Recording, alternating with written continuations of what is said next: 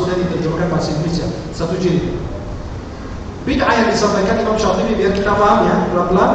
Imam Syatibi bilang, segala sesuatu yang tidak pernah dikerjakan, dilakukan, disampaikan Nabi, tidak pernah ada contoh dari Nabi, itu termasuk bid'ah dhalalah, tidak boleh dikerjakan. Kita hormati karena ini ulama besar Imam Syatibi. Ulama kedua namanya Imam Asy-Syafi'i. Jelas? Namanya siapa? Siapa yang tidak kenal Imam Syafi'i? Ulama besar, pendiri mazhab Syafi'i. Beliau lahir 150 Hijriah, wafat 204 Hijriah. Imam Syafi'i dalam kitab namanya 1 jilid Manaqib Asy-Syafi'i karangan Imam Al-Baihaqi. Kata Imam Syafi'i apa? Ini pendapat kedua nih, coba perhatikan. Al-bid'atu bid'atan, bid'atun mahmudah wa bid'atun madhmumah. Bid'ah itu ada dua, bid'ah yang terpuji, bid'ah yang tercela. Terus dalam riwayat lain beliau mengatakan bid'ah itu yang terpuji, yang ada landasannya dalam syariat Islam, yang masih ada fondasinya, masih ada rujukannya dalam Al-Quran, dalam hadis, walaupun masih bahasa umum. Tapi yang bid'ah dhalalah itu yang mana? Yang bertentangan dengan Quran, bertentangan dengan hadis, tidak ada landasan dalam syariat. Selesai. Itu pendapat kedua.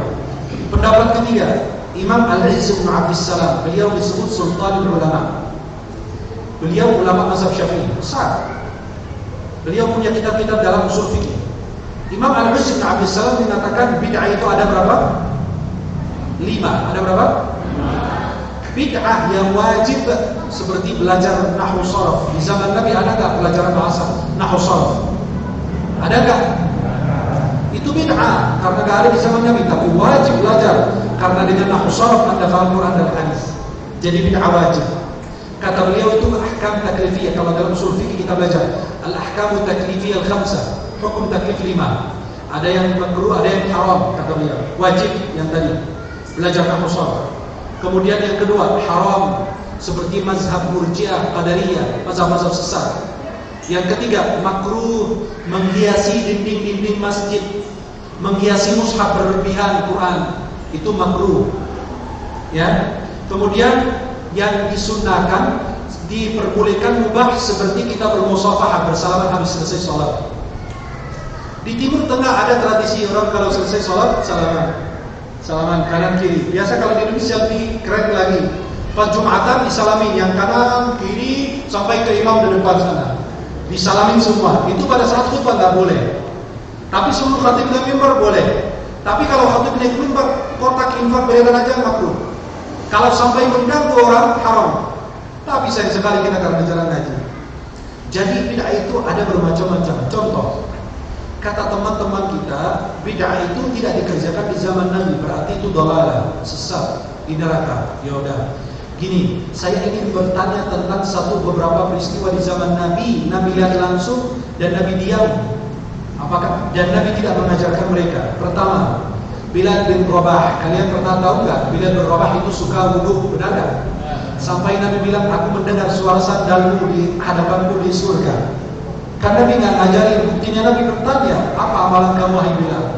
Benar gak? Itu kan disebut bid'ah dhalalah, tapi kata ulama itu bukan dhalalah. Kenapa? Karena masih boleh kita berwudu. Itu dalam Islam ada kok. Selesai. Bilal bin Rabah. Kedua, dalam hadis sahih Rifa'ah bin Rafi' itu beliau lagi sholat di belakang Nabi, tiba-tiba Nabi angkat dari ruku, Nabi di depan loh. Itu dalam sholat. Nabi gak bilang itu bid'ah dhalalah kamu, enggak. Padahal Nabi gak ngajarin juga. Nabi gak ngajarin, Nabi gak marah. Pas Nabi angkat dari ruku, sami'allahu liman hamidah. Apa kata beliau sahabat ini? Rabbana lakal hamdu hamdan thayyiban tahiran fi mubarakan kama yuhibbu rabbuna wa yarda bil as-sama'i wa min al-ard wa min ma syi'ta min syai'in ba'd al-thala'i wal majd haqqu ma qala al-'abdu wa kullana laka 'abd. Loh. Ini doa dibaca dengan suara keras di belakang Nabi loh. Nabi nggak ngajarin. Selesai dari sholat bilang apa? Manil mutakallim anifan. Siapa yang bicara tadi? Dia diam. Siapa yang bicara tadi? Malu deh kalau Jibril turun nunjuk saya, malu-maluin aja. Saya Rasulullah. Ana. Apa kata Nabi? Laqad ra'aitu bid'an wa 30 malakan yabtadilunaha ayyuhum yaktubuha wala. Saya melihat 30 sekian malaikat, mereka cepat ngebut siapa yang mau catatnya duluan. Ini Nabi nggak pernah ngajari. Buktinya Nabi bertanya, siapa yang baca itu tadi? Maka sahabat itu takut salah. Kemudian dalam Sunan Ad-Darimi, Anas bin Malik, sahabat Rasulullah, beliau khadim Nabi selama 10 tahun dalam Sahih Muslim. Anas bin Malik diriwayatkan beliau kalau khatam Quran, beliau mengumpulkan keluarganya. Lalu beliau berdoa. Ditanya, kenapa kau lakukan demikian? Kata beliau, ketika kita khatam Quran ada doa mustajab. Kan Nabi nggak ngajarin. Beliau tidak bilang dari Rasulullah. Jelas? Ini diantara peristiwa-peristiwa yang dikatakan bid'ah. Bid'ah kalau sudah bertentangan dengan syariat, kita buat. Contoh, acara maulid itu kan pembahasannya luas. Saya bahas juga. Maulid ini jadi dua pendapat ulama. Yang bilang nggak boleh, kita hormati. Yang bilang boleh, tapi bukan longgar begitu saja. Maulid boleh, tidak. Mereka bilang boleh, tapi dengan syarat. Loh, nggak pernah ada ustaz yang ngomong gitu. Nah, maulid itu tidak serta-merta boleh begitu saja, tidak, dibatasi. Ada syarat-syaratnya. Kata Imam Suyuti, kalau maulid itu isinya cuma nasihat, ceramah, baca qasidah tentang Nabi, ya, kemudian makan bersama, kumpul bersama, baca Quran, itu nggak masalah. Tapi kata ulama, kalau maulid itu maaf, tiba-tiba ada penyanyi dangdutnya, ya ibu-ibu, ya, ini senang banget mereka. Ya. Saya mau nanya, bid'ah dhalalah itu tidak? Bid'ah dhalalah tidak kalau maulid itu sampai menjelang subuh, sampai jam 2, jam 1 dan jam 14 salat subuh. Bid'ah tidak? Dhalalah itu baru. Jangan gini, jangan takut yang benar, yang salah. Maka saya terkejut, saya kalau bisa acara maulid jam 10, jam 11 kita pulang. Tapi kalau lebih, maaf saya tinggal. Kenapa? Karena mohon maaf, persoalan yang saya bahas ini Rasulullah, jangan saya bahas Nabi. Maulid Nabi itu mubah, bukan sunnah, bukan wajib. Benar gak? Kalau antum bilang maulid Nabi wajib, gak boleh, gak ada dalil. Antum bilang sunnah, gak ada juga. Hukumnya apa? Mubah. Mubah itu apa? Mukhayyarun bainal fi'li wat tark. Silakan kerjakan atau tinggalkan, boleh. Maka maaf, kita tidak pernah menuduh saudara kita Salafi atau Muhammadiyah bahwa kalian tidak memperingati maulid, kalian tidak cinta Nabi. Itu gak boleh. Atau orang yang memperingati maulid bukti cinta Nabi, belum tentu. Bisa jadi gara-gara apa? Nah, nasi kebuli. Ada jamaah begitu, pas mau udah penutupan, datang langsung cari tempat. Kenapa? Nasi kebuli dong. Pindah dari tempat ke tempat. Kita tidak melarang. Kalau dia memang berhak mencari makan, silakan. Tapi maulid itu kadang-kadang saya kalau ceramah maulid itu ceramahnya tentang Nabi doang. Saya nggak bahas yang lain. Kalau mau bahas politik ke DPR sana saya bilang. Jelas? Maka kita harus pertimbangkan dulu. Ini benar sesuai dengan syariat atau tidak sesuai. Yang mengatakan ini bid'ah bukan ulama yang ahli, yang benar bisa mempertimbangkan. Mohon maaf ya. Di sebagian masyarakat Indonesia kalau panen makanan atau tanaman, sebagian dibuang di laut. Benar gak? Itu bid'ah tidak? Hah? Bid'ah kenapa? Kan bisa jadi makanan ikan. Hah? Tujuannya. Maksud saya di luar masalah dia keyakinannya. Kalau buang makanan begitu saja, kita lihat dulu. Ada yang makan gak? Oh ada ikan. Oh berarti boleh. Tapi lebih bagus daripada ikan manusia dong. Gak ada kerjaan sekarang lagi COVID begini.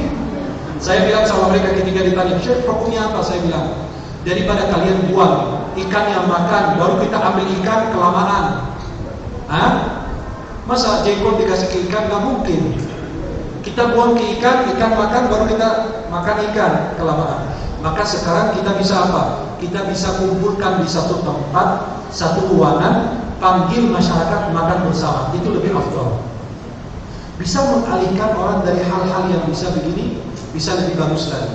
Bisa membuka wawasan orang menjadi lebih hebat dan lebih afdal dan lebih bagus. Maka yang berani mengatakan bid'ah ulama yang ilmunya dalam, bukan orang sembarangan. Itu satu. Yang kedua orang tua Nabi. Saya mau nanya, jika kita tahu orang tua Nabi di surga atau di neraka, menambahkan keimanan kita tidak? Menambahkan? Tidak. Kalau kita tidak mengetahui, kira-kira iman kita berkurang? Udah selesai. Ilmu jika Anda mengetahui tidak bermanfaat. Ilmu jika Anda mengetahui tidak bermanfaat. Jika Anda tidak mengetahui tidak membahayakan. Bagaimana kita bisa melihat orang tua Nabi? Saya mau bertanya, orang tua Nabi itu, saya nggak bahas hadisnya karena di YouTube saya sudah bahas itu semua. Kalau orang tua Nabi dinyatakan masuk neraka, loh, kan Nabi belum lahir. Kan harus ada bukti dulu. Wa ma kunna mu'adzibina hatta nab'atha rasula. Itu dari dalam tafsir Ibnu Katsir surat Al-Isra ayat 15. Itu menjadi dari ulama orang tua Nabi itu selamat. Loh, kenapa? Karena ayahnya Nabi meninggal, Nabi masih dalam kandungan. Ibu Nabi meninggal, Nabi usia 6 tahun. Kakek Nabi meninggal, usia beliau 8 tahun. Nah, berarti mereka belum ketemu Nabi. Nabi diutus usia 40 tahun. Maka kata ulama mazhab Maliki, seorang ulama mazhab Maliki ditanya, apa kata dia? Ya Syekh, gimana hukumnya orang yang bilang orang tua Nabi di neraka? Apa kata beliau? Oh, ini orang dilaknat. Loh, kok dilaknat? Iya, karena menyakiti hati Rasulullah. Ada yang bilang apa? Nabi SAW minta istighfar untuk ibunya, tidak diizinkan. Benar gak? Kan hadisnya begitu. Aku minta izin menziarahi kuburan ibu saya, diizinkan. Benar gak? Aku minta izin untuk beristighfar untuk ibu saya, tidak diizinkan. Kenapa? Belum tentu semua orang yang kita tidak beristighfar untuk mereka itu kafir. Buktinya apa? Nabi SAW tidak menyewabkan orang yang punya hutang. Apakah dia kafir? Enggak kafir, tapi Nabi meninggalkan dia. Bisa jadi kata ulama, ibunda Rasulullah punya pinjaman atau hutang sama orang tidak dibayar, maka Nabi dilarang untuk istighfar. Itu jadi pemahaman dari sini. Jelas? Maka itu pembahasannya juga lebih luas. Hanya itu membuka wawasan kita, pemahaman kita. Ilmu jika kita tahu tidak bermanfaat, jika tidak mengetahui tidak. Kenapa? Bisa menyakiti hati Rasulullah. Kalau menyakiti hati Nabi berbahaya. Karena urusan surga dan neraka hak mutlaknya Allah Subhanahu wa taala. Wallahu a'lam. Silakan. Ibu-ibu, ada yang ingin bertanya?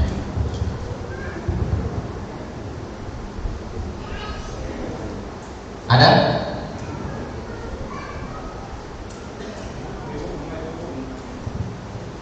Enggak ada. Silakan tadi Bapak yang di belakang. Waalaikumsalam. Barakallahu.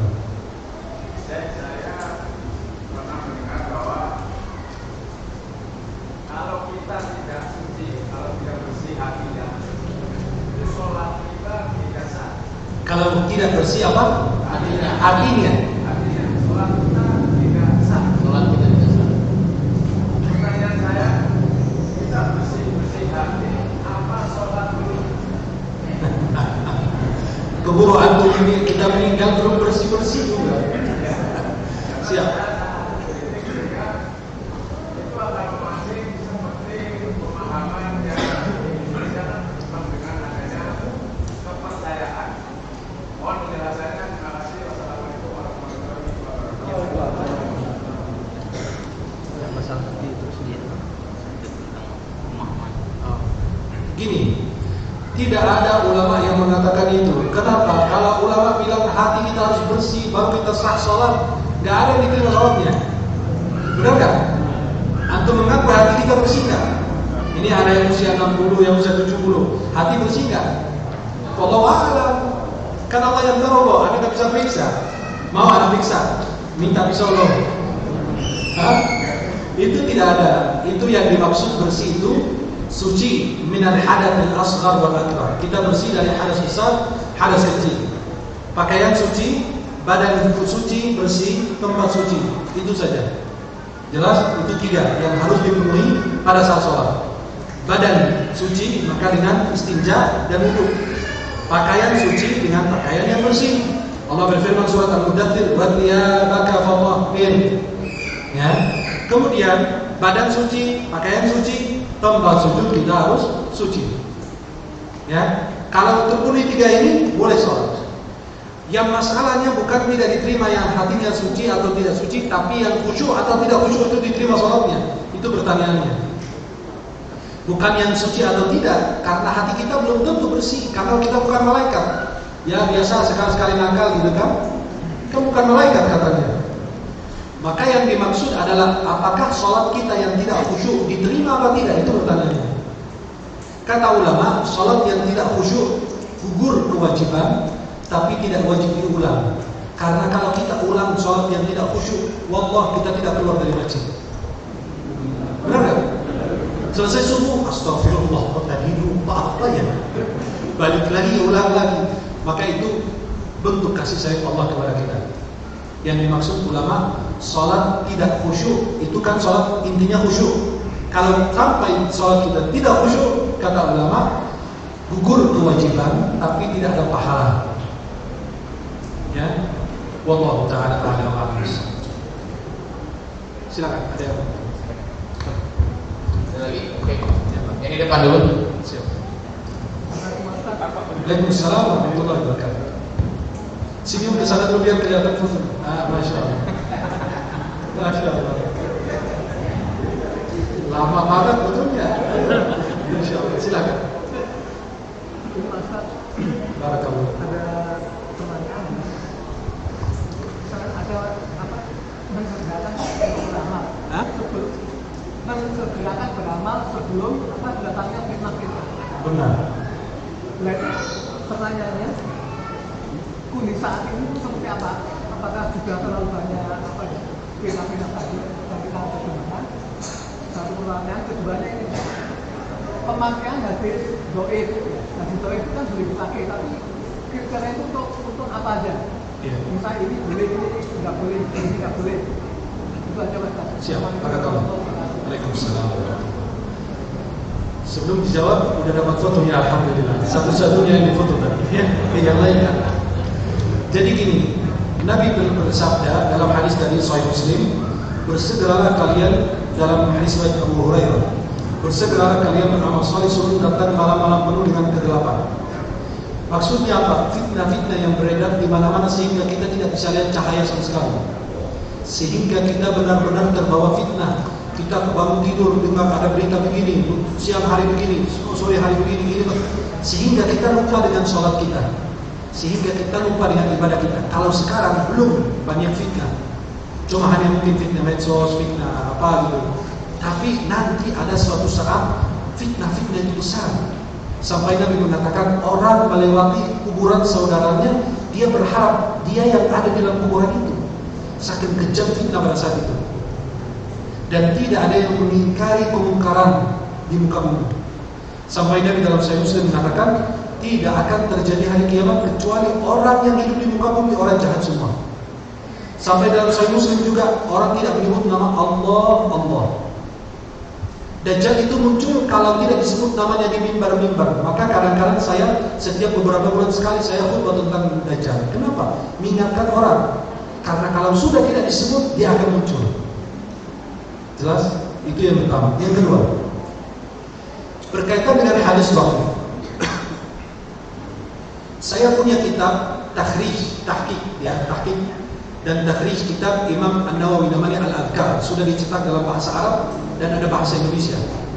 Dicetak oleh Al-Qawam. Di awal bukunya Imam Nawawi itu saya menerangkan tentang masalah mengamalkan hadis dhaif. Hadis dhaif secara ringkas ini. Hadis dhaif itu kan ada hadis sahih, hadis sahih, hadis hasan, hadis dhaif.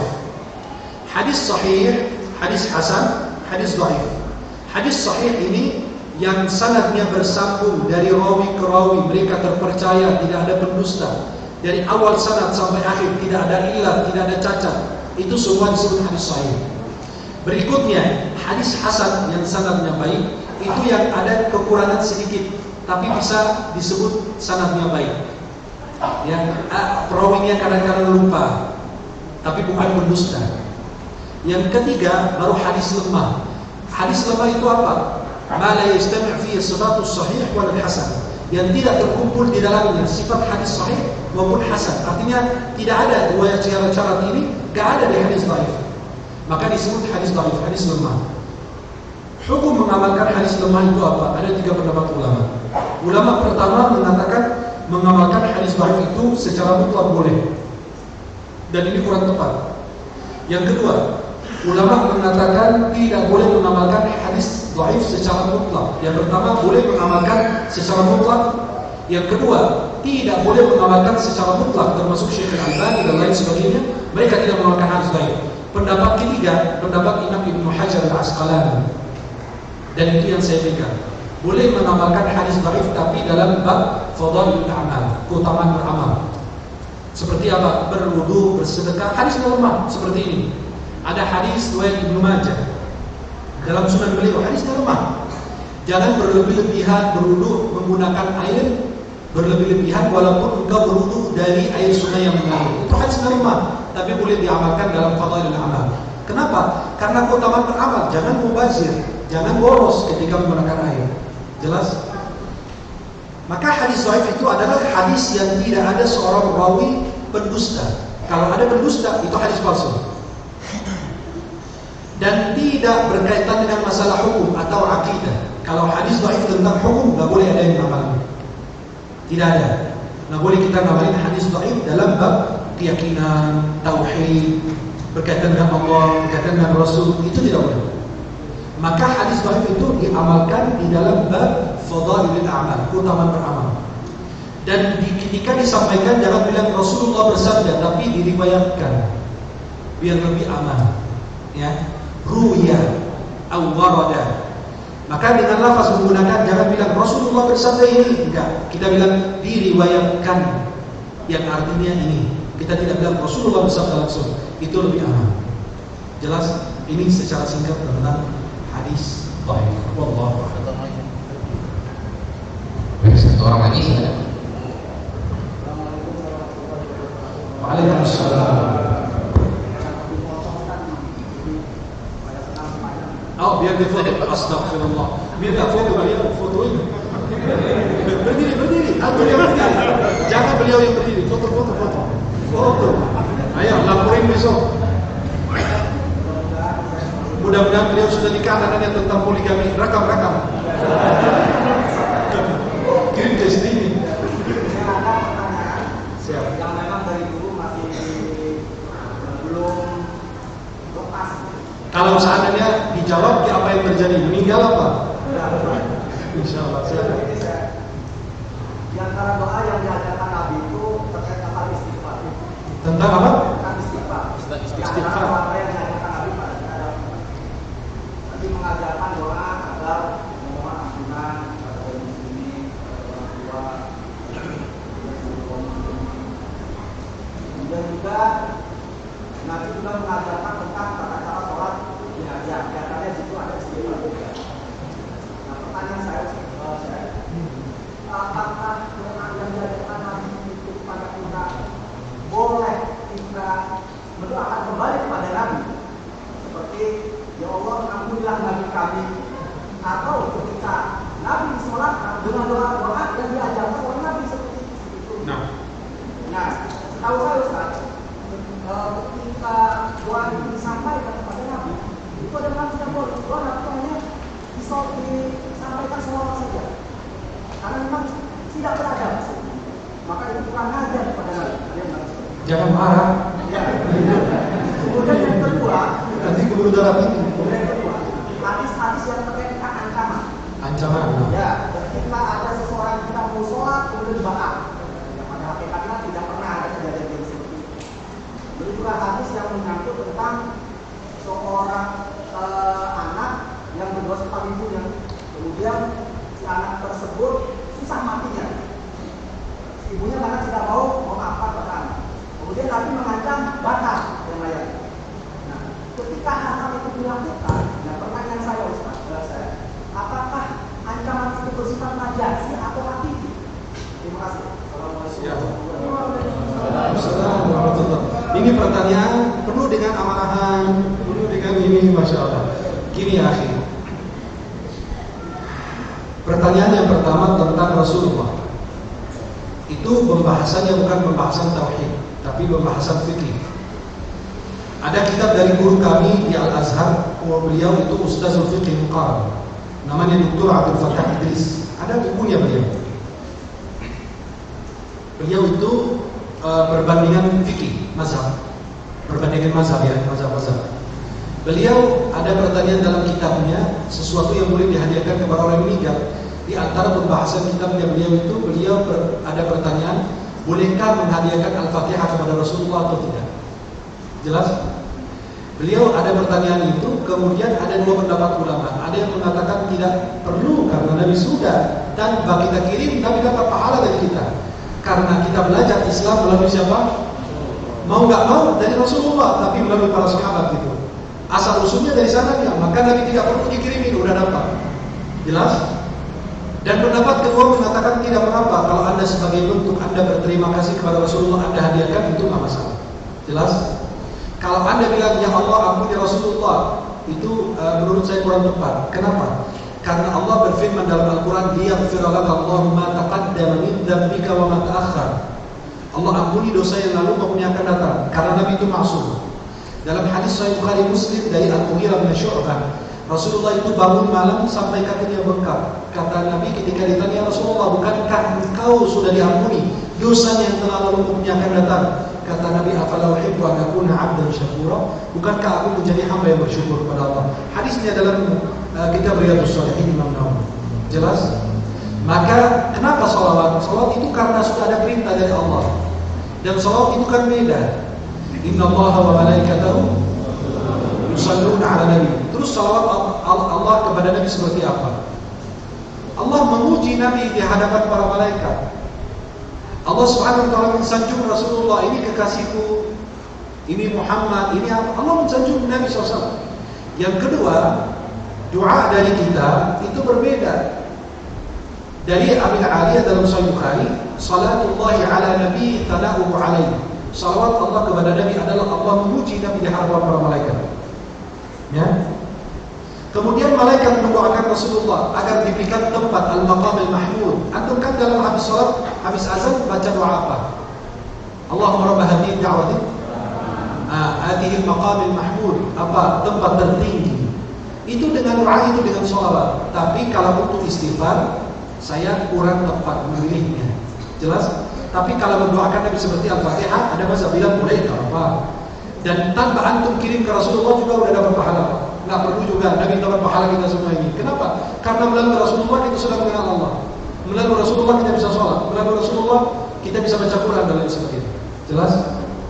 Terkait masalah ketika Nabi wafat, apakah doanya seperti yang diajarkan Nabi ketika Nabi wafat disolatkan seperti diajarkan oleh Nabi? Oh, gini. Nabi SAW itu sebagai gini. Nabi lakukan sesuatu biar menjadi ajaran buat syariat umat Islam. Bukan karena Nabi contoh. Nabi pernah lupa salat asar jadi 2 rakaat. Apakah Nabi lupa? Nabi lupa? Tidak. Kata ulama tidak. Nabi lupa, tapi untuk mensyariatkan buat kita. Nanti kalau kita yang salah, kita bisa begini. Bukan karena lupa. Nabi itu maksum loh. Nabi itu kalau tidur, mata hatinya itu tidak tidur. Nabi itu kalau tidur, mata kepala tidur, tapi mata hati tidak tidur. Tanamu aynaya wa la yanamu qalbi. Nabi itu punya kelebihan. Maaf, Nabi melihat dari depan sama dengan melihat di belakang. Memang ada matanya, tidak kan Nabi ada malaikat penjaga dari belakang. Ada wahyu, ada Jibril alaihissalam. Jelas? Maka Nabi ketika wafat sallallahu alaihi wasallam tidak ada imam. Jelas? Tidak ada imam, tapi mereka cara sholat Allahumma ighfir lahu, Allahumma arhamhu. Benar kan? Bentuk doa yang mereka pahami. Karena pada saat Rasulullah wafat, karena mereka mendadak Rasulullah meninggal, mereka juga nggak tahu. Kalau antum baca kisah wafat Nabi ketika wafat, sahabat nggak nyangka beliau wafat kok. Umar bin Khattab, Utsman bin Affan, Ali bin Abi Thalib, semua tidak nyangka Rasulullah meninggal. Satu. Kedua, ketika mereka bilang, loh Rasulullah mau dimandikan biasa, dibukain bajunya apa? Pakai bajunya. Nabi itu punya kekhususan tersendiri. Jelas? Ketika Nabi wafat, mereka bilang, kita mau buka baju, apa mandiin begitu aja. Allah kasih mereka tidur yang di kamar semua. Allah kasih suara, dengar suara, tidak ada yang lupa. Dia bilang, jangan bukakan baju Rasulullah, tapi mandikan Rasulullah dalam pakaian. Ketika mereka bingung lagi, di mana Rasulullah mau dikubur? Kuburan Baqi', tempat sholat Nabi, atau di mana? Akhirnya Abu Bakar bilang, di tempat beliau meninggal, di situ kuburnya. Jadi mereka ketika sholat nggak ada imam. Karena Rasulullah imam dari semua imam yang ada di dunia. Bahkan imam dari seluruh para nabi dan rasul. Jelas? Maka mereka sholat jenazah seperti sholat jenazah biasa. Tapi bukan berarti Allahumma ighfirlah, berarti Nabi tidak diampuni, tidak. Jelas? Itu hanya praktik ibadah yang kita lakukan untuk Nabi dan berikut Nabi. Jadi contoh buat kita semua. Ya. Maka kalau antum lewat di depan makam Rasulullah, mudah-mudahan insyaallah kita semua bisa. Kalau antum lewat depan makam Rasulullah, antum bilang apa? Ya Allah, ighfir li Rasulillah. Tidak. Antum beri apa? Ngomong apa kalau depan makam Nabi? Assalamualaikum ya Rasulullah. Jazakallahu anna khaira. Semoga Allah membalas kebaikanmu terhadap kami dan Islam. Itu saja. Abu Bakar, antum bilang apa? Assalamualaikum ya Abu Bakar. Kan antum geser Nabi di sebelah kiri, antum geser lagi Abu Bakar. Antum beri salam kepada Abu Bakar, antum bilang apa? Semoga Allah membalas kebaikanmu. Gitu saja. Sebelahnya lagi Umar. Assalamualaikum ya Amirul Mukminin Umar bin Khattab. Jazakallahu anna wa 'anil muslimina khair. Habis itu pergi. Tidak pakai doa Allahu akbar Allahu akbar, itu tidak ada. Kenapa? Mereka itu sudah orang-orang besar. Jangan masuk di situ ya, bukan area kita. Jelas? Wallahu a'lam bishawab. Yang pertanyaan kedua antum itu masalah ancaman Rasulullah. Gini ya. Hadis yang antum sampaikan itu hadis palsu, biar tahu. Yang antum bilang dia susah mengucapkan kalimat syahadat. Kenapa? Itu namanya Alqamah. Itu kisahnya palsu. Ada ulama dari Mesir menulis kitab tentang kisah-kisah palsu. Di situ ada kitab, ada kisah yang disebut kisah Alqamah. Ceritanya begini. Alqamah ini anak durhaka kepada ibunya. Sehingga Nabi SAW pas dengar katanya lagi sakaratul maut, Rasulullah utus Bilal, Ammar, Yasir untuk mengajak dia mengucapkan kalimat syahadat. Ternyata dia susah. Jelas? Ternyata dia susah mengucapkan syahadat. Apa yang terjadi?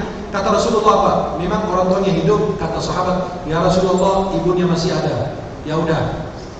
Ibunya bilang, ini anak durhaka begini-begini. Kata Nabi apa? Itu cuma Nabi berpura-pura aja biar ibunya maafin. Itu kan kisah palsu asalnya itu kisah palsu. Tapi ceritanya yang saya sampaikan ini. Akhirnya kata Nabi apa? Ambil kayu, kita bakar tuh anak. Bahasa Rasulullah begitu. Seperti ini.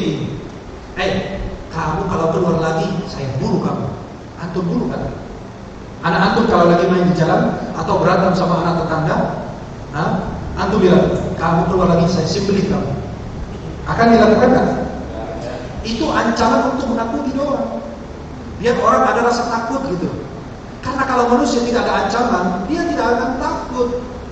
Kalau koruptor itu tidak dipotong tangannya, dia tidak akan takut. Bos gini, jelas? Itulah mereka di situ. Kalau dipotong tangannya dia begini besok, itu baru dia akan takut. Karena tidak ada ancaman, cuma di penjara 5 tahun, habis itu keluar nikmatin hidup, kita yang pusing. Benar kan? Itu kita udah dipakai kemana-mana enaknya. Tiba-tiba di Bali, tiba-tiba di luar angkasa, tiba-tiba kemana kan? Nikmat hidupnya. Maka Rasulullah bilang apa? Ya udah kumpulin kayu, kan ibunya, namanya ibu, lihat anaknya mau dibakar hidup-hidup. Kata dia apa? Ya Rasulullah, aku maafin. Udah, baru dia bisa ucapkan syahadat. Ya, habis itu dia meninggal. Itu kisahnya palsu. Ancaman Nabi SAW untuk orang kata Nabi apa? Saya hampir, ya, lapan hamamtu, bahasa Arabnya begitu. Nanti atau teks hadisnya baca. Jangan dari terjemahannya karena banyak terjemahan yang keliru. Lapan hamamtu, saya hampir saja menyuruh orang mengkomandangkan sholat. Ada yang mengimami orang, saya keliling rumah-rumah yang ada kaum buaya darat itu, laki-laki yang tidak ke masjid. Saya keluarkan perempuan sama anak-anak, aku bakar mereka semua. Hampir saja aku lakukan. Tapi Nabi lakukan kan? Pernah nggak Nabi lakukan? Berarti disebut ancaman majazi, bukan hakiki. Jelas? Jelas semuanya? InsyaAllah. Mudah-mudahan Allah SWT berkati kita. Mohon maaf atas segala kekurangan. Wallahu ta'ala a'lam bishawab. Terima kasih kepada guru kita Syekh Ahmad Al-Misri. Alhamdulillah, mudah-mudahan ilmu yang beliau sampaikan dapat bermanfaat untuk kita, menambah wawasan keilmuan kita, dan mudah-mudahan kita senantiasa diberkahi Allah Subhanahu wa taala. Amin ya rabbal alamin. Bapak Ibu jemaah sekalian yang kami hormati, sebelum kita berdoa tadi kita sudah menginginkan kotak infak, dan alhamdulillah donasi yang terkumpul pada malam hari ini berjumlah Rp2.627.000. Alhamdulillah. Bapak Ibu jemaah sekalian, PPPN Darul Quran dan juga guru kita Syekh Ahmad Al-Misri mensosialisasikan sebuah gerakan mencetak 1 juta menghafal Al-Quran, di mana 1 juta menghafal Al-Quran ini merupakan cita-cita dan harapan guru-guru datang, 20 tahun yang akan datang, para guru kita bermimpi Indonesia ini dipimpin oleh orang-orang yang hafal Quran, yang paham Al-Quran dan mengamalkan Al-Quran. Maka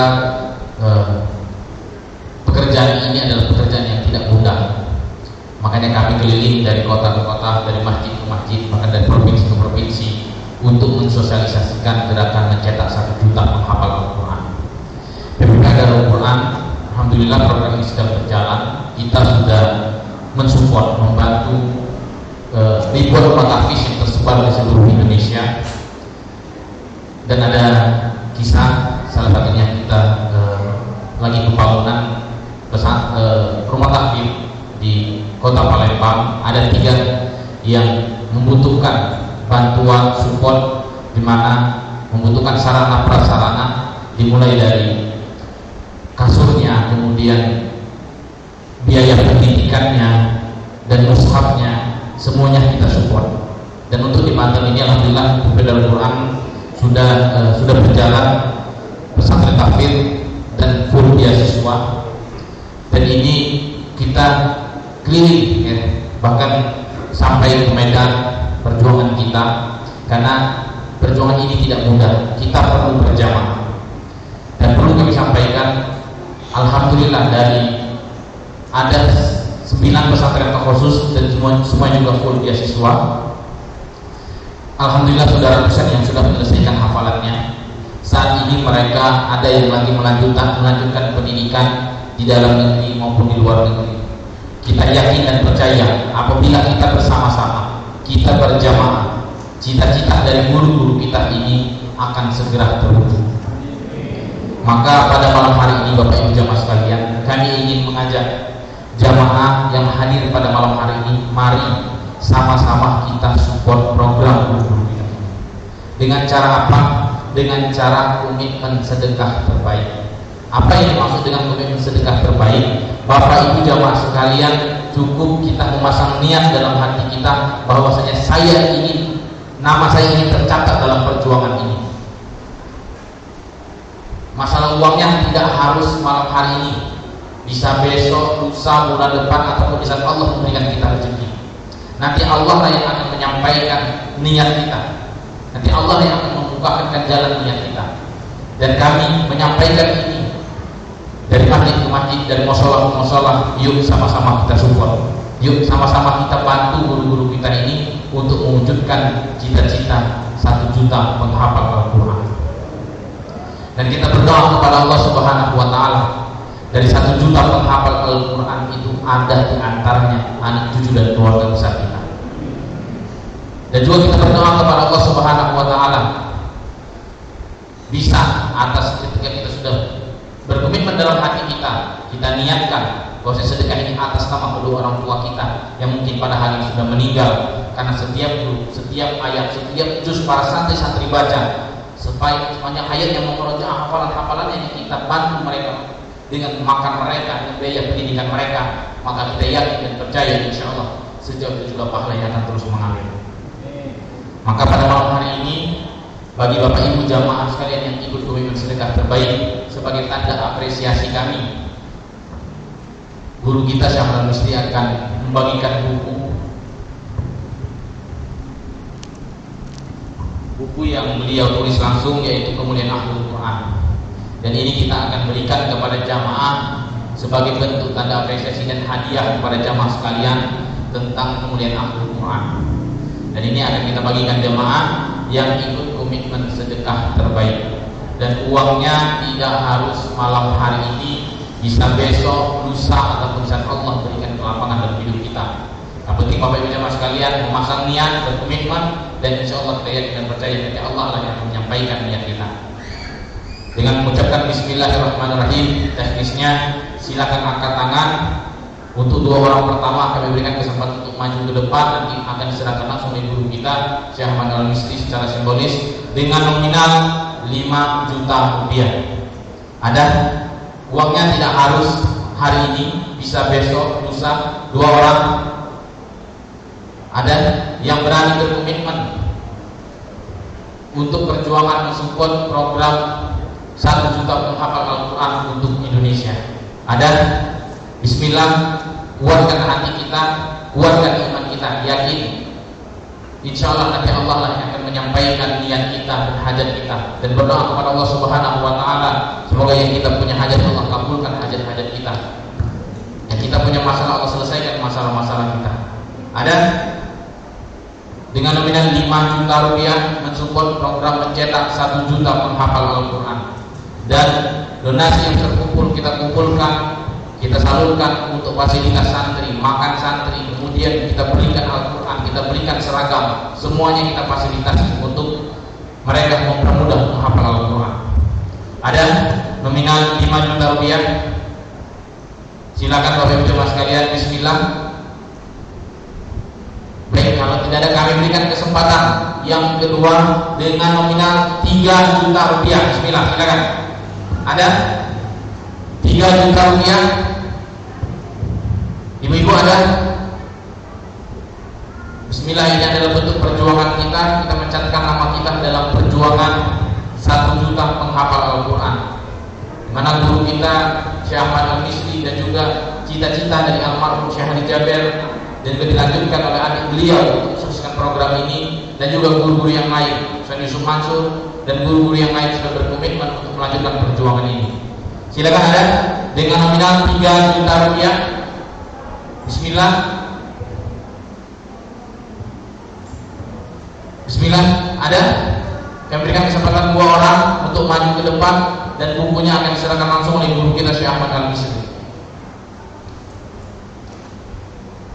Kami berikan kesempatan yang ketiga dengan nominal 2 juta rupiah. Dan ini bukan jual beli, dan kesempatan bagi jamaah yang ingin mensupport program guru-guru kita untuk mencetak 1 juta penghafal Al-Quran. Kita yakin dan percaya apabila kita sudah berniat dalam hati kita, nanti Allah lah yang akan memudahkan, dan kita yakin dan percaya janji Allah tidak akan pernah diingkari, karena barang siapa yang berinfak di jalan Allah Subhanahu wa Ta'ala, infakkan sebagian hartanya, maka akan dilipat gandakan insyaallah. Ada dengan nominal 2 juta rupiah. Silakan angkat tangan dan maju ke depan. Bismillah.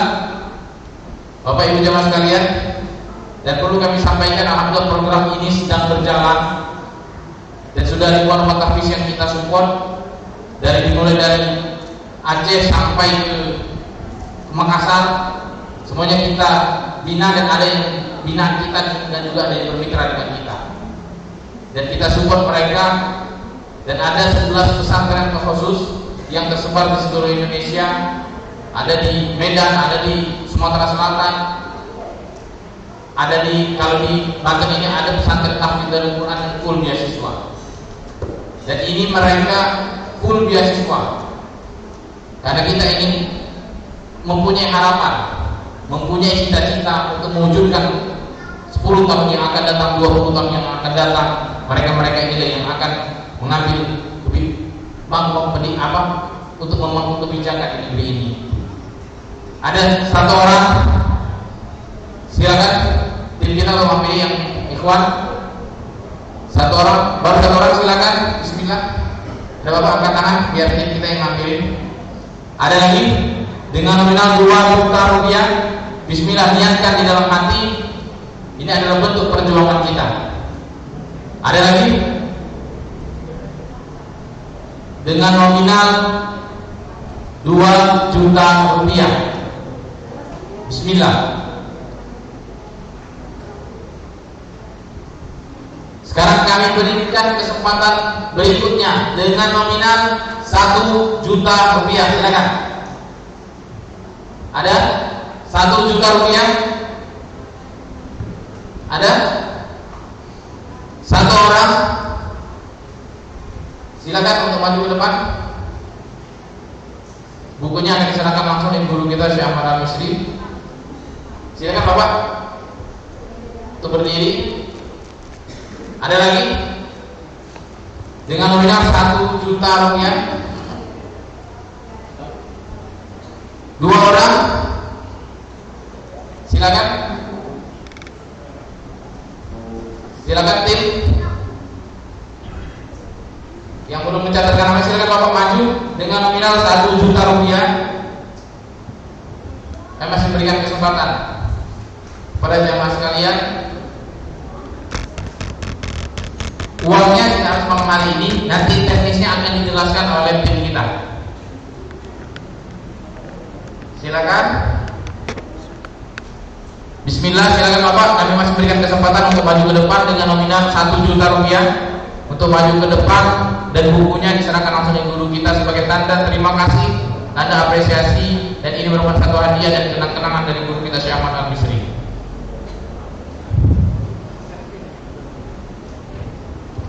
Kami masih berikan kesempatan bagi ibu-ibu yang ingin berkomitmen, silakan hampiri tim kita atau tim kita yang menghampiri, angkat tangan. Tim kita yang akhwat yang akan mencatat namanya.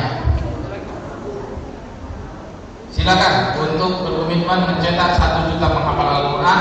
Dan acara kita belum selesai, kita setelah ini akan berdoa bersama yang akan dipimpin oleh guru kita Syekh Ahmad Al-Misri. Silakan. Sekarang selanjutnya kami berikan kesempatan selanjutnya dengan nominal 500.000 rupiah. Kami masih berikan kesempatan bagi jamaah yang ingin menyisihkan sebagian daripada hartanya untuk ikut perjuangan mencetak 1 juta penghafal Al-Quran. PPPA Darul Quran program pembibitan penghafal Al-Quran sudah berkomitmen untuk mencetak para penghafal Al-Quran. Silakan dengan nominal 500.000 rupiah. Uangnya tidak harus malam hari ini. Silakan. Nanti kota panitia silakan berdiri dan maju ke depan. Tim kita yang akan mencatat. Yang belum mencatatkan namanya, silakan ambil yang baju merah. Nanti akan dicatat oleh tim kita dengan menyebutkan nama, nomor HP, dan berapa komitmen yang Bapak Ibu sekalian berkomitmen untuk mencetak 1 juta penghafal Al-Quran. Ada lagi dengan nominal 500.000 rupiah. Dan ini adalah bentuk dari perjuangan kita mencetak 1 juta penghafal Al-Quran.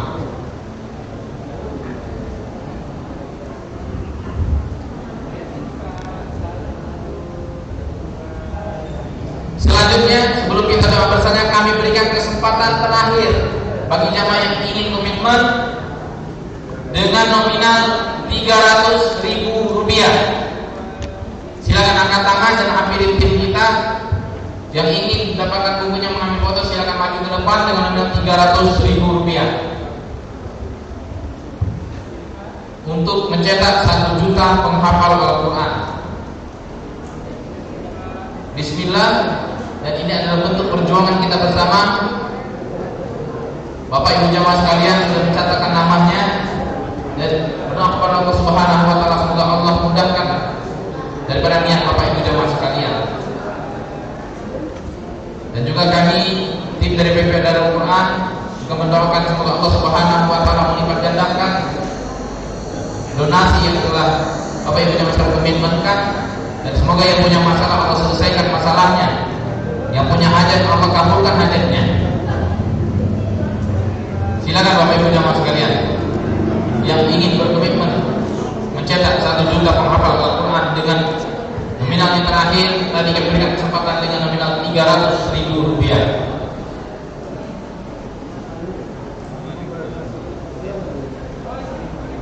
Silakan, kami masih memberikan kesempatan dengan nominal 300.000 rupiah. Bismillah.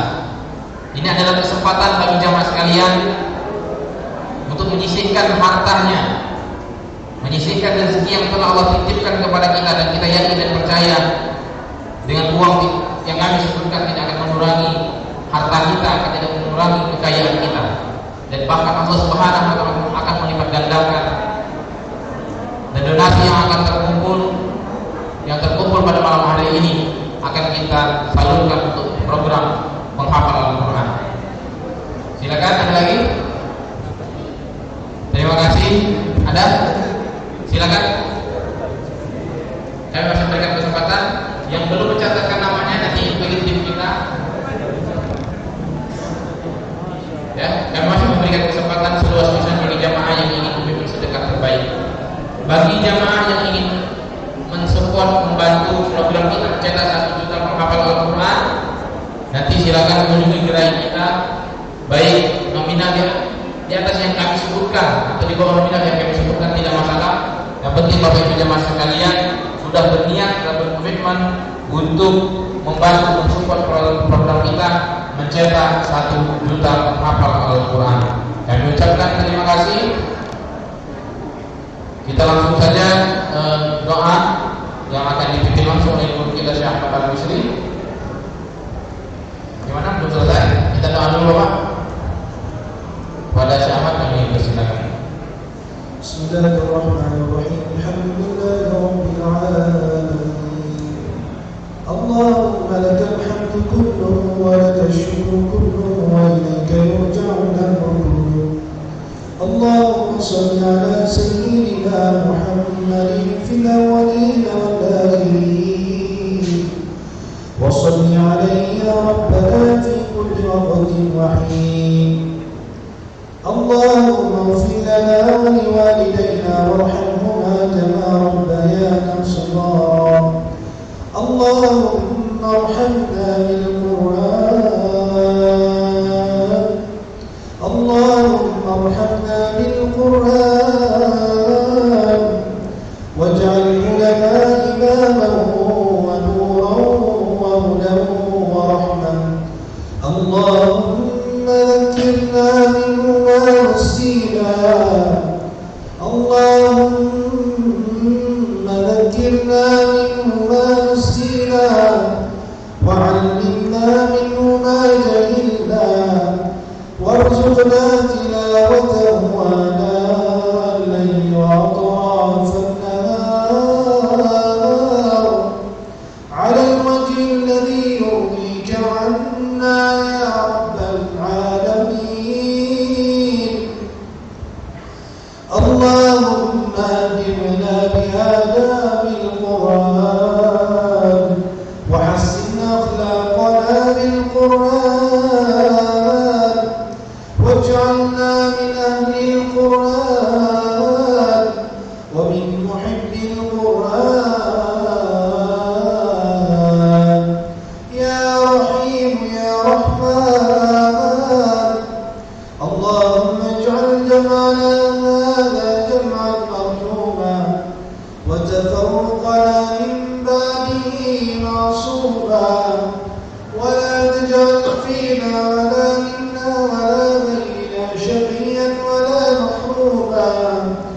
لا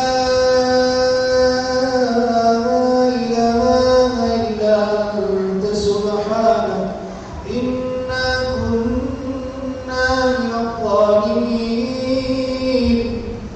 اللهم إنا نعوذ بك من البرص والجنون والجذام ومن سيء الأسقام. اللهم احفظنا من الفتن ما ظهر منها وما بطن. اللهم احفظنا من البلاء والوباء. ربنا اغفر لنا ولإخواننا الذين سبقونا بالإيمان ولا تجعل في قلوبنا غلا للذين آمنوا. ربنا إنك رؤوف رحيم. ربنا لا تزغ قلوبنا بعد إذ هديتنا وهب لنا من لدنك رحمة إنك أنت الوهاب. ربنا ظلمنا أنفسنا وإن لم تغفر لنا وترحمنا لنكونن من الخاسرين. ربنا تقبل منا إنك أنت السميع العليم وتب علينا يا مولانا إنك أنت التواب الرحيم. ربنا آتنا في الدنيا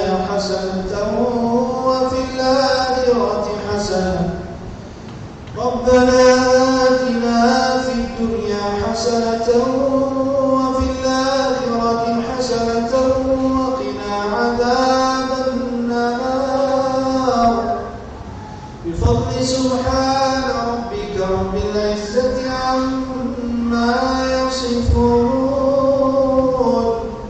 وسلام على المرسلين والحمد لله رب العالمين. Sallallahu alaihi wasallam. Saya mencintai kalian semua karena Allah, semoga Allah bertemukan kita di dunia dalam taat dan di akhirat di surga Allah Subhanahu wa taala. Kalau tidak jumpa di dunia, insyaallah jumpa di surga Allah. Amin. Subhanallah wa bihamdika asyhadu an la ilaha illa anta